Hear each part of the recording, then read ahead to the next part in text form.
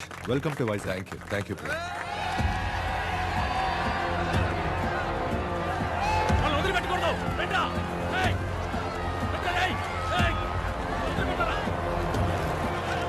Sir కొన్ని వేల మంది కత్తులు కర్రలు పెట్రోల్ క్యాన్లు తీసుకొని మన బ్యాంకును చుట్టుకుంటేశారు సార్. పోలీసులు వచ్చే వరకు అప్పుడు కష్టమేమో సార్. ఆ డబ్బుని ఆగండి అయ్యా, ఆగండి. మీరు తగలెట్టుకుని చస్తే డబ్బు రాదు. ఇక్కడ నుంచి వెళ్ళిపోండి. మేమెందుకయ్యా తగలబెట్టుకోవాలి? మేమేం తప్పు చేస్తాం? ఈ పెట్రోలు మిమ్మల్ని తగలబెట్టడానికే. మీరు మర్యాదగా మా డబ్బు తిరిగి ఇవ్వకపోతే మొత్తం బిల్డింగ్ నే తగలబెట్టేస్తాం. ప్రేమ్, నేను వైజాగ్ వస్తున్న విషయం పబ్లిక్ ఎలా తెలిసింది? తెలీదు క్రిష్. నేనే చెప్పాను.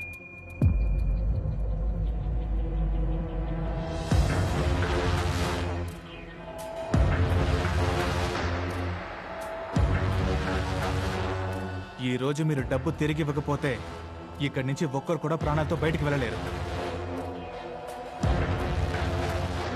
గాడ్స్, పోలీస్ వచ్చే వరకు అందరూ లోపలికి వెళ్ళి సేఫ్ గా ఉండండి. వెళ్ళండి వెళ్ళండి.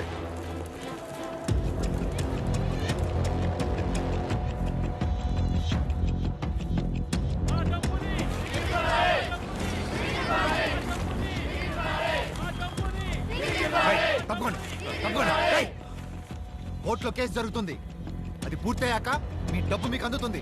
మేము చచ్చిన తర్వాతే ఆ కేసు పూర్తవుతుంది. కడుపు కట్టుకుని ఎన్నో అవమానాలు పడి ₹1 సంపాదిస్తున్నాం. మమ్మల్ని ఇలా మోసం చేయడం న్యాయమా సార్? బ్రతకడం కోసం చచ్చేంతగా కష్టపడుతున్నాం. మా డబ్బుని ఎలాగైనా ఇప్పించేయండి సార్. తమ్ముడు, ఇది ఫినాన్షియల్ క్రైమ్. నువ్వు, నీ బాబు, గవర్నమెంటే తలుచుకున్నా కూడా నా దగ్గర నుంచి ₹1 కూడా వసూలు చేయలేరు. సార్, డబ్బు తిరిగిచ్చేయండి. ఈ స్కామ్ మీరే చేశారనడానికి నా దగ్గర అన్ని ఆధారాలు ఉన్నాయి. వాటిని గనక ప్రెస్కి ఇచ్చానంటే మీరు బయటికి కూడా వెళ్ళలేరు. అందరూ కలిసి చెప్పుతో కొడతారు. అలాగా?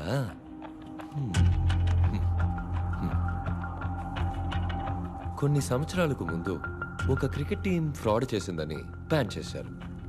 జ్ఞాపకం ఉందా? దానికి దీనికి ఏంటి సార్ కనెక్షన్? ఉంది. ఆ క్రికెట్ టీం కొన్ని సంవత్సరాల తర్వాత మళ్ళీ ఆడడానికి వచ్చింది.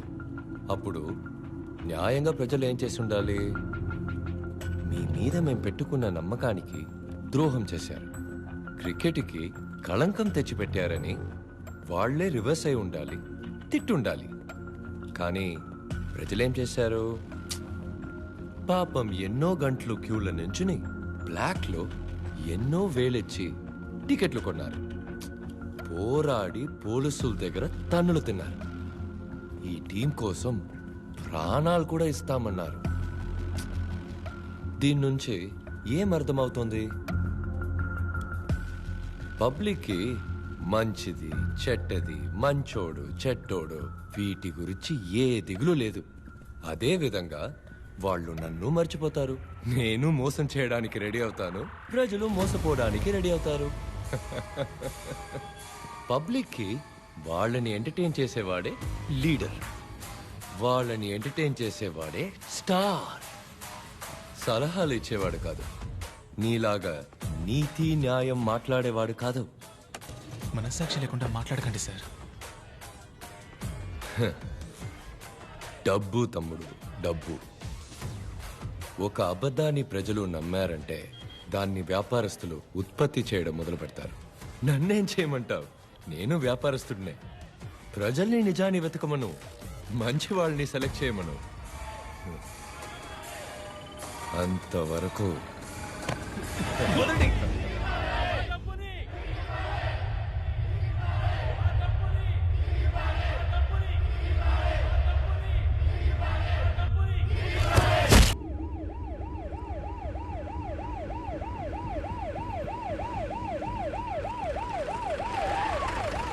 నీ డిమాండ్ ఏంటి? 2 న్యూస్ ఛానల్స్ అన్ని లాస్ లో నడుస్తున్నాయ్యా.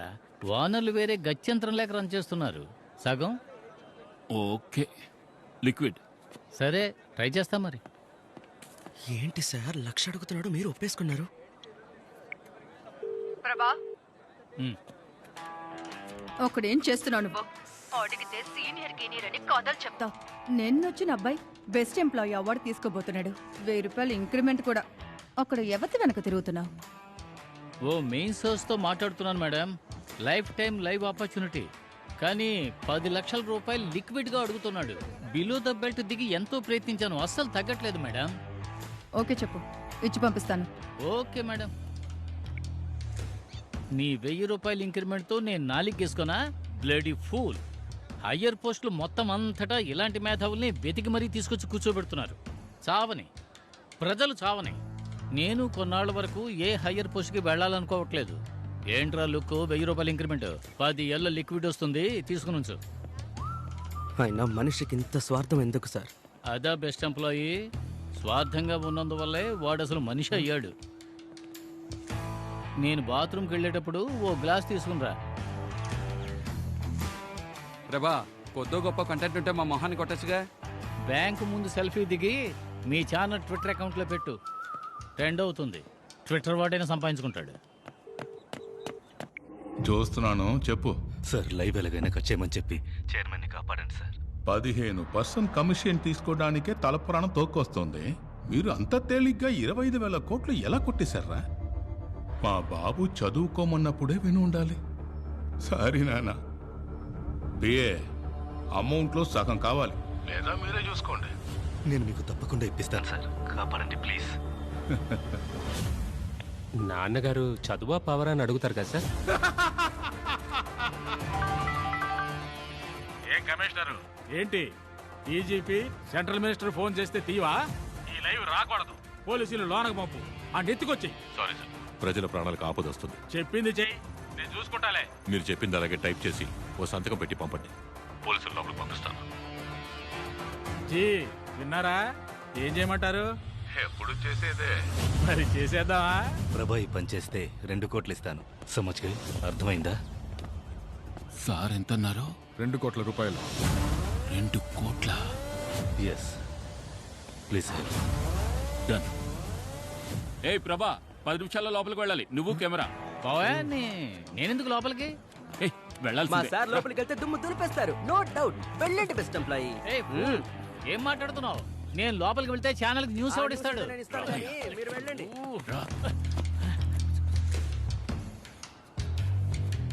రిస్క్ అయ్యా. ఏ యాంటోని కూడా లోపలికి వస్తున్నాడు. ఇంతవరకు పబ్లిక్ అవన్నీ చంపినవాడు నిన్ను మాత్రం చంపుతాడా? 1 కోటి రూపాయలయ్యా.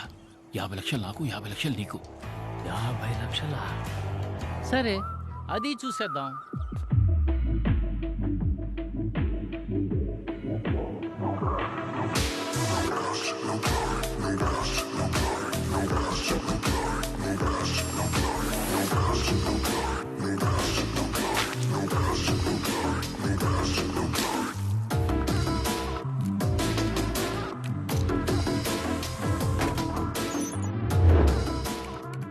ఎందుకు అందరినీ ఇలా కూర్చోపెట్టావు? ఏదైనా సరే అగ్రిమెంట్లో సైన్ చేసి మాట్లాడుకుందాం. దానికి సంబంధించిన అగ్రిమెంట్ ఇది. చదివి సంతకం పెట్టండి.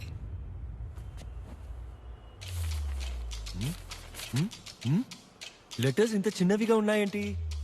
మీ బ్యాంక్ ఫామ్ లో అక్షరాలు ఏ సైజు అదే సైజు ఇచ్చారు. ప్రెస్ అది ఎందుకు? ప్రజల ముందు లైవ్ గా ప్రూవ్ చేయబోతున్నా. లైవ్ కి అసలు ఒప్పుకోను. సంతకం పెట్టారు చైర్మన్. మీ ఇన్ఫర్మేషన్ ఎవరికైనా షేర్ చేయొచ్చని సంతకం పెట్టారు. ఈ రూల్ కూడా మీ యో బ్యాంక్ అకౌంట్ ఫామ్ నుంచి తీసిన రూలే సార్. Live ready sir. ఓయ్, నువ్వు ఊరుకోవయ్యా. నేనేం చేస్తాను? ప్లీజ్, లైవ్ ఏం అక్కర్లేదు, నన్ను క్షమించి వదిలేయండి. క్షమించి వదిలేద్దాం అనుకుంటే మీ సిబిల్ స్కోర్ తక్కువగా ఉంది sir. Start camera. Rolling sir. Action.